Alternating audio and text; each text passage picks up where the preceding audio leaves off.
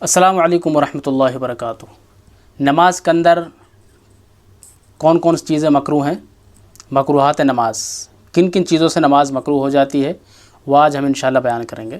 نمازی کا اپنے بدن یا کپڑے سے کھیلنا یہ مکروہ ہے۔ اسی طریقے سے نماز کی حالت میں کنکریاں الٹنا پلٹنا یہ بھی مکروہ ہے۔ نماز کی حالت میں انگلیاں چٹکانا، اس طریقے سے انگلیاں چٹکاتے ہیں، اور اسی طریقے سے ادھر ادھر دیکھنا نماز کی حالت میں، اور اس طریقے سے پہلو پر ہاتھ رکھنا، یہ تمام چیزیں مکروہات میں شامل ہیں، نماز مکروہ ہوگی۔ اور ایقاع کرنا، یعنی اس طرح بیٹھنا کہ دونوں سرین اور دونوں ہاتھ زمین پر رکھے رہیں، اس طرح بیٹھنا یہ بھی مکروہات میں شامل ہے، نماز مکروہ ہوگی۔ اس طریقے سے سجدے کی حالت میں بازوؤں کو پھیلانا اور نماز کی حالت میں اشاروں سے سلام کا جواب دینا، یہ تمام چیزیں مکروہات میں شامل ہیں۔ اور چار زانو ہو کر بیٹھنا اور کپڑوں کو سمیٹنا، یہ تمام مکروہات میں شامل ہے، نماز مکروہ ہوگی۔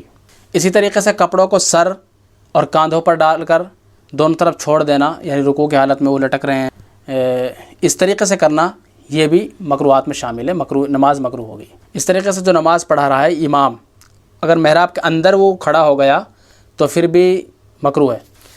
تصویر والے کپڑوں میں نماز پڑھنا، تصویر والے کپڑے پر نماز پڑھنا، تصویر والے کپڑے پر نماز پڑھنا، تصویر والے کپڑے پر نماز پڑھنا۔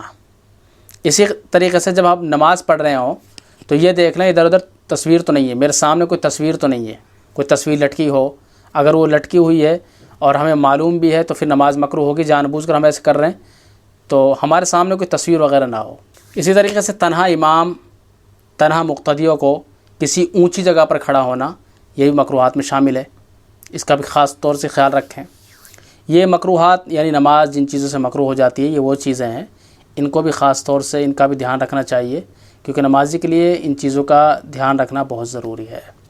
جزاک اللہ۔ السلام علیکم ورحمۃ اللہ وبرکاتہ۔